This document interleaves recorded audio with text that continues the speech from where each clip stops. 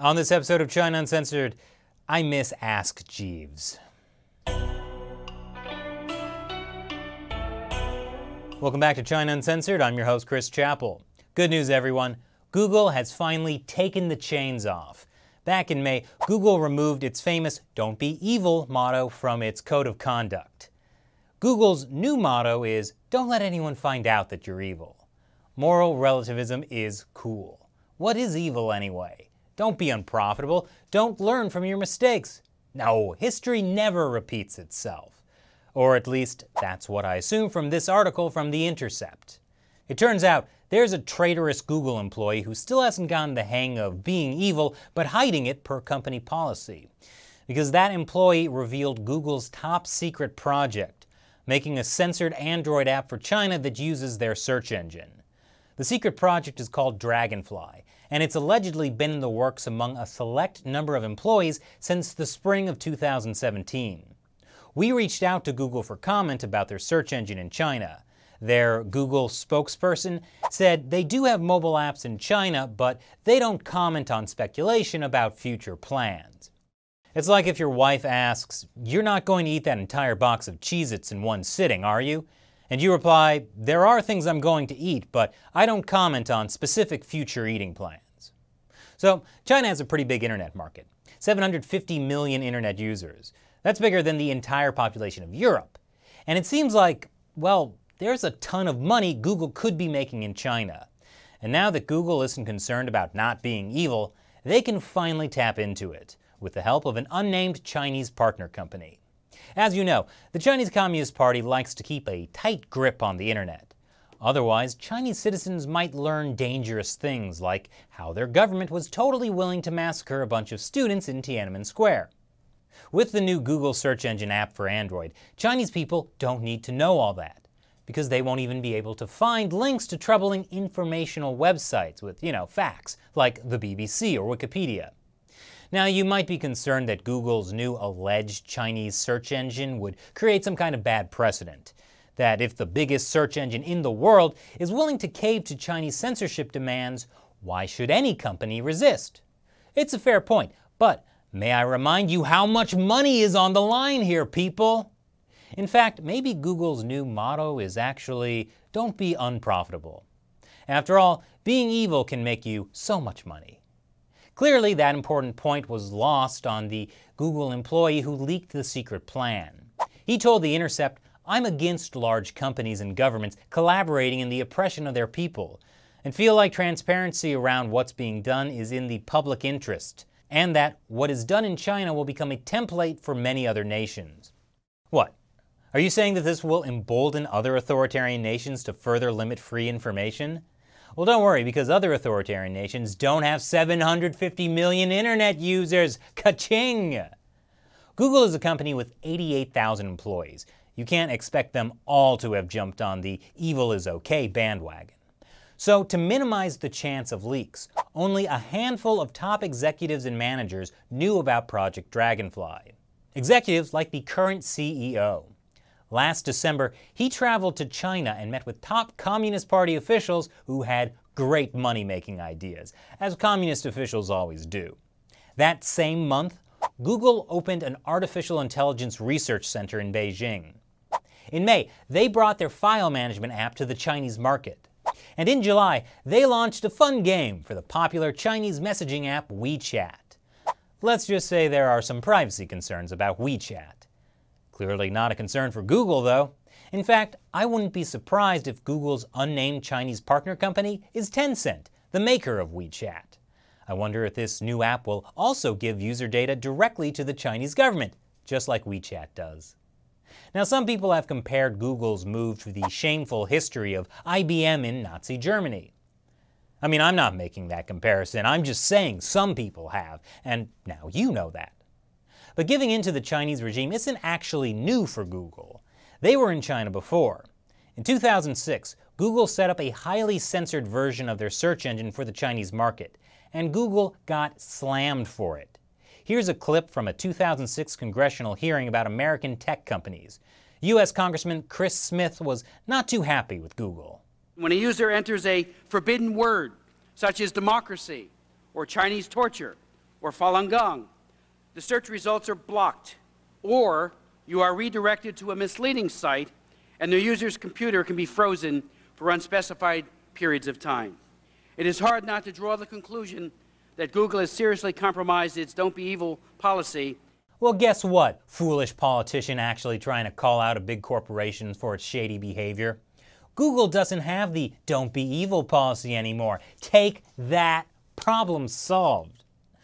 So what happened to that censored Chinese version of Google that Congressman Smith was complaining about in 2006? 4 years later, Google backed out. In a 2010 official blog post, they said, guess what? The Chinese Communist Party hacked us, and they targeted the Gmail accounts of human rights activists. Curse your sudden but inevitable betrayal. Google stood up to the evil Chinese regime. They announced that they were uncensoring their search engine, and if that meant the regime kicked them out of China, so be it. And so it was. Google co-founder Sergey Brin, who partly grew up in the Soviet Union, told the Wall Street Journal that he was worried about China's totalitarianism. At the time, I praised Google for doing the right thing. It turned out later, their pullout might have been about more than just doing what was right. It was also maybe because they were hardly making any money in China. But don't worry, Google is under new leadership now, and their new motto is, don't learn from your mistakes. Because the lesson from this should have been, it's really hard for Google to make money in China because the Chinese regime will always stack the cards against you in favor of Chinese companies while also hacking you and stealing your intellectual property. But the lesson the new Google CEO took was, if at first you don't succeed, try again. But now with more evil. The sad part is, Google is hardly alone in wanting to be in China. Bing and Yahoo already have censored search engines there, although they have a fraction of the market share of Chinese companies like Baidu. Apple has made a huge investment in China, and we all know that Mark Zuckerberg will literally run through the Beijing smog to get Facebook there. But at one point, Google was alone in standing up to the Chinese Communist Party, which makes this new search engine thing so much more disappointing.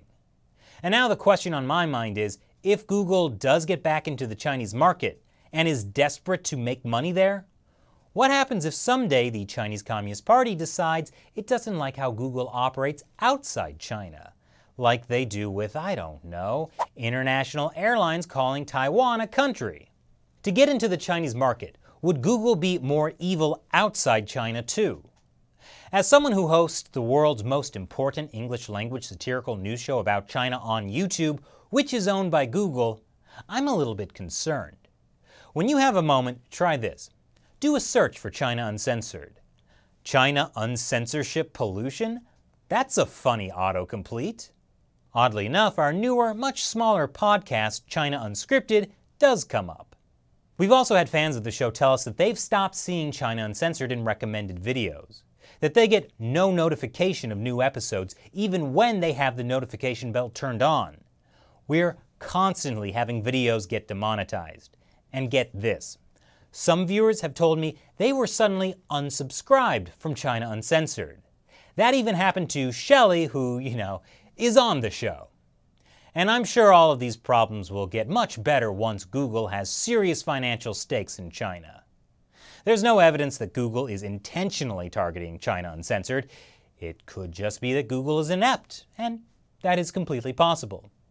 You see, China is no less totalitarian than it was back in 2010, when Google initially pulled out. In fact, they are increasingly using online surveillance to control Chinese people. But even if Google doesn't care about being evil anymore, even if all they care about is making money for their shareholders, or if they're just drooling over the idea of getting a piece of 750 million internet users, going into China is a bad idea. Having a Chinese partner company may help Google make more money, but there's definitely a price to pay, and it might be higher than they think. Which is why Google should really change their motto to, don't be stupid. What do you think about Google's re-entry into China? What should be their new motto? Leave your comments below. And now, it's time to answer questions from fans who support this show on the crowdfunding website Patreon. Alfred Schneider asks, Chris, I've heard that the PRC has built some delightful vacation resorts in the South China Sea. Which one would you like to visit the most and why? Oh, Alfred, That is probably the toughest question I've been asked so far. There are so many, how can I choose? Yes, the Chinese Communist Party is developing a booming tourism industry in the South China Sea, particularly in disputed territories. I mean, my favorite Chinese state-run media, the Global Times, makes a vacation there sound so appealing. Look at that beachfront view. Since 2013, around 10,000 Chinese tourists have been able to enjoy the natural beauty of the Xisha Islands, otherwise known as the Paracel Islands, territory claimed by China, Vietnam, and Taiwan. The best part about vacationing in these wonderful resorts is probably the flybys from Chinese nuclear-capable bombers. Now, if that doesn't sound like a vacation, I don't know what does. Just like the tourists in this Global Times article, I too would love to travel to the Xisha/Paracel Islands on the Coconut Fragrance Princess, watch a flag-raising ceremony as the Chinese national anthem is played over the water, and talk about never giving up an inch of China's territorial integrity. Thanks for your question, Alfred. And before we wrap up, this is a good time to make a plug for your support. This show is funded mainly not through Google ads, but through contributions from viewers like you. You can contribute $1 or more per episode through the crowdfunding website Patreon. You'll get cool rewards, including a chance to have your questions for me answered here on the show. And even if you can't support China Uncensored on Patreon, you can make a huge difference by just sharing the show with your family and friends, since Google is going to make that as hard as possible. Thanks for watching this episode of China Uncensored. Once again, I'm your host, Chris Chappell. See you next time. You know, China Uncensored isn't just on YouTube. We have half-hour episodes you can watch on cable in New York, San Francisco, and Los Angeles. Check your local listings. And you can also download our China Uncensored app on Apple TV, Roku, or Fire TV. Or just visit www.chinauncensored.tv.